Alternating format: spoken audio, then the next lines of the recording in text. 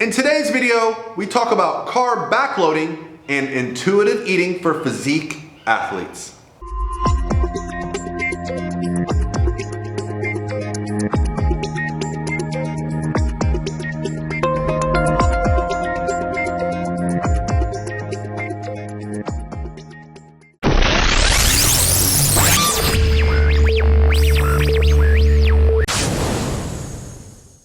Hey guys, what's going on? This is Paul Revelia from ProPhysique.com coming to you on the Wednesday before Christmas. And I believe this is going to be my final video until after Christmas. The next couple days are going to be quite busy getting ready for the holidays. And I've actually decided I'm not going to look at a computer on Saturday and Sunday. As brave as that sounds, but you know, I'm so in the mode of working every day.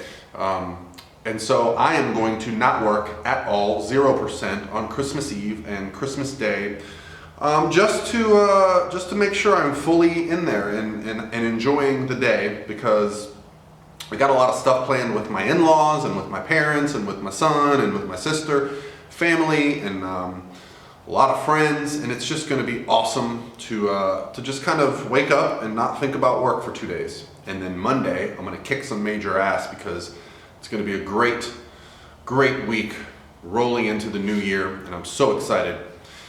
I wanted to take a second before I answer this question for the video today and just give a major thank you.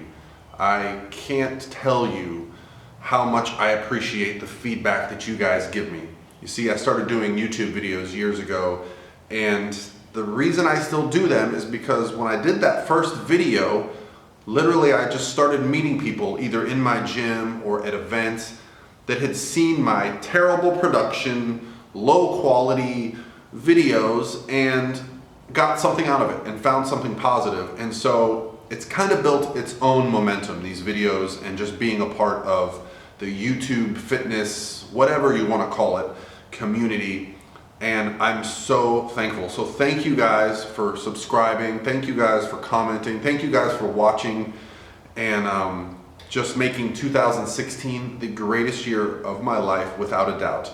And 2017, as crazy as it sounds, is going to be even better. I know you guys don't know me too much on a super personal level, but just let me tell you, like, the things that are going on in my life, I could have never predicted 5 years ago, and it's all because of people like you watching and commenting, and my clients and my friends and my family, and it's just, life has really become wonderful, and a lot of it has to do with you guys. So thank you so much for just being a part of it.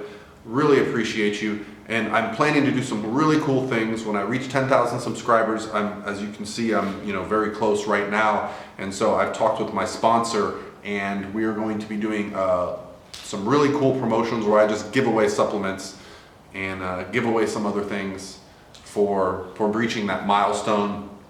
Not that it's any major achievement, but let me tell you, it's taken me a long time to get here. And so what I like to do now is kind of set goals for myself, and included in those goals are things like milestones and subscribers and followers, and because it keeps me motivated to continue doing it. I guess I kind of quantify things that way, so it's been really fun to kind of figure out how to make that grow. And yeah, so thank you again from the bottom of my heart, sincerely, and I intend to continue to grow. I intend to make more videos, better videos. I'm actually going to be working with a videographer in the coming year, because no longer can I keep up with all of my work, and coaching comes first for me, very much first. This stuff gets difficult. Now, coming out to my garage and doing a video, not that difficult. But when I go to events, when I'm away for 3 days, when I'm trying to be at an expo and with clients at a show, doing videos just gets pushed off. I don't even do it. As you guys have noticed, I disappear for a few days at a time. But guess what? I'm going to change that. I'm going to be bringing a videographer with me and seeing how that goes. And if you guys enjoy that content, I'll keep it up. If I notice that it's not taken as well as like these type of videos are, I won't do it anymore. It's all going to be an experiment. So 2017 is going to be fun. Look for some great things. And man, it's been just an amazing year. What are your thoughts on carb backloading? Is this more effective than spacing your carbs throughout the day? Thank you, Ann Demura, for the great question. Carb backloading became popular a while ago when some research came out that showed that people that ate the bulk of their carbs in one meal at the end of the day had improved body composition over people that ate them earlier in the day or spread them out. Now, this was in direct contrast to what was very popular at the time, which was don't eat your carbs after 6 p.m. So what are my thoughts on carb backloading? Well, let me just say this. I tend to carb backload. Not because I think it's magic. I don't think that there's anything inherently magic about backloading and eating all your carbs at the end of the day, or eating your carbs early in the day, or not eating carbs at a certain time. As long as we're talking about equality here, ratios being the same, macros being the same on a day-to-day basis, then I don't think there's going to be any changes in body composition if you're eating the same amount of carbs, protein, and fats and just spacing them differently. What may work better for some is adherence. So when you eat carbs earlier in the day, and I notice this with myself, I tend to have more hunger later in the day. Now, I tend to train in the middle of the afternoon. So what I do is I typically carb backload, not super drastically, but more because it fits my lifestyle. When I wake up in the morning, I'm not ravenously hungry, especially at this point of the season when I'm fat and fluffy and I'm not in that fat loss contest prep phase. When I'm in that phase, it doesn't matter what I do. I'm always hungry. But right now, I get full very fast in the morning. So I tend to eat just fats, a high fat, high protein breakfast, and I cruise right through to my lunch. Then I'll have, in the middle of the day, I'll have some carbohydrates pre-workout, and then I'll have a little bit post-workout. But most of my carbs come at 8, 9, 10, 11 o'clock at night, and I enjoy it that way. My wife and I will share a dessert together. I kind of end my day eating before I go to bed, and it makes me feel very satiated. So what's most important for carb backloading is that it's sustainable for you. There's nothing inherently magic about it. So don't feel like if you're doing one thing or the other, it's going to be better for you from that perspective, unless it allows you to actually hit your daily goals better. That's really where this comes into play. Now, when I think about the 6 p.m. rule, like don't eat any carbs after 6 p.m., what I think that typically refers to is the average American dieter tends to eat the bulk of their calories at the end of the day. So what this would do was the person that would go to work all day, come home, deal with the stress of the family and kids, sit on the couch and eat potato chips and eat cookies and eat high calorie treats, they would magically drop some weight. But guess what? It's just because they were actually taking in far fewer calories because of the after 6 p.m. effect. Now, I am fine with that. I am fine with people that are not tracking having a belief system like that there's times when you should stop eating, because for them, maybe if they take the switch and say, switch is off, I'm not eating anymore, it'll actually help them lose weight. But for those of us, and if you're watching my channel and you're familiar with my philosophy on nutrition and dieting, it's all about accountability, okay? So for you, is carb backloading right? Well, if you train later in the day, if you train after 5 p.m., 6 p.m., then I would absolutely associate more carbohydrates in your pre and post workout meal when they're going to get prioritized better, when you're going to feel satiated. If you are hungry earlier in the day, maybe that's when. If you train early in the morning, maybe post workout, you need more carbohydrates around that time, and then you can taper them down the rest of the day. But ultimately, I don't believe there's any magic in the body composition results from backloading your carbs. Hopefully that satisfies your question. Michelle asks, here's my question. Is intuitive eating for physique athletes feasible, not post-contest?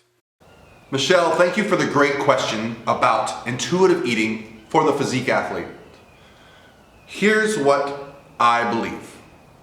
As someone who has tracked macros for every day for up to a year and has learned what every food looks like by badgering myself and beating myself over the head with the process, literally weighing out whey protein, peanut butter, everything I ate.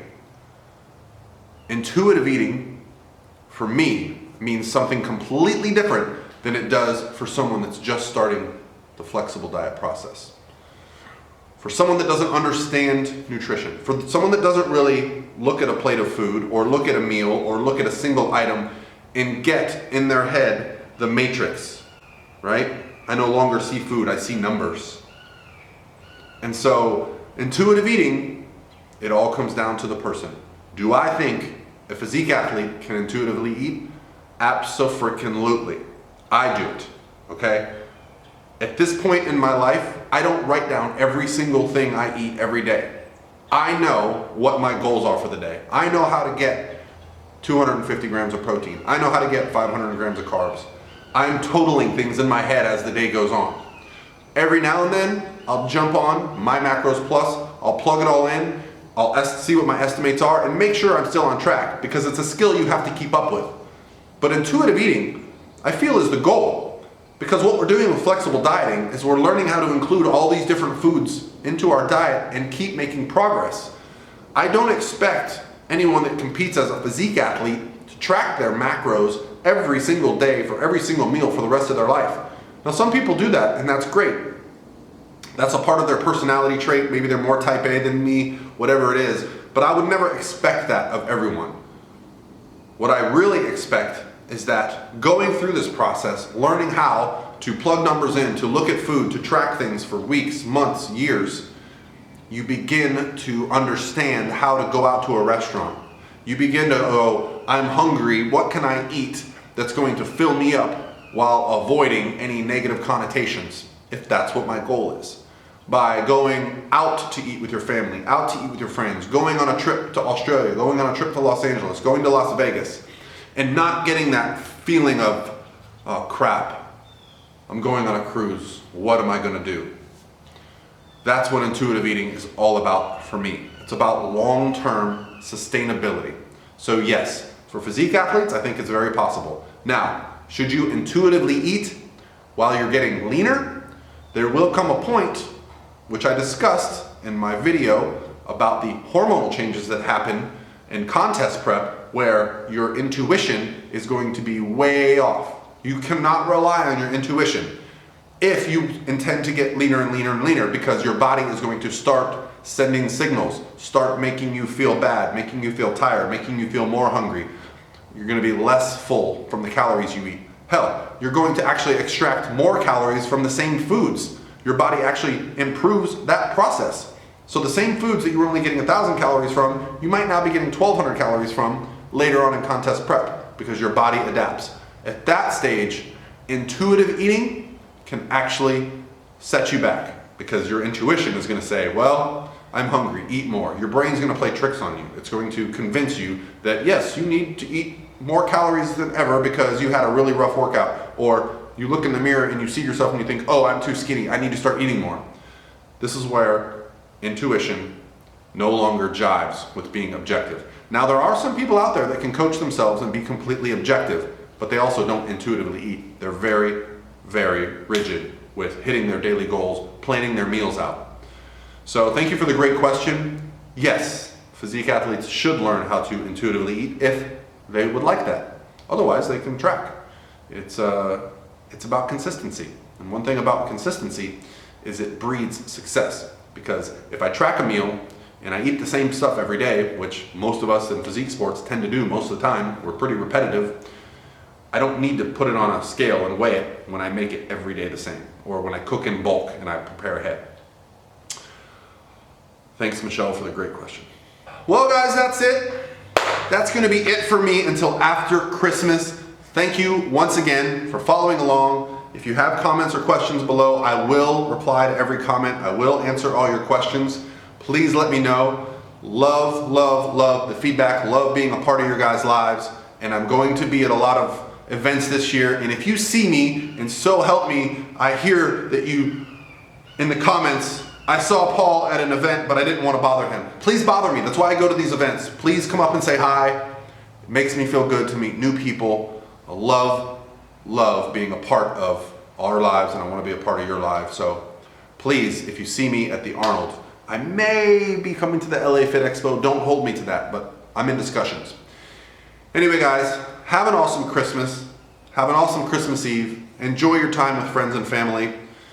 And let's get off to a great start leading into the new year. Don't wait to set those resolutions. Set them now. Get started. If it's important to you, start now.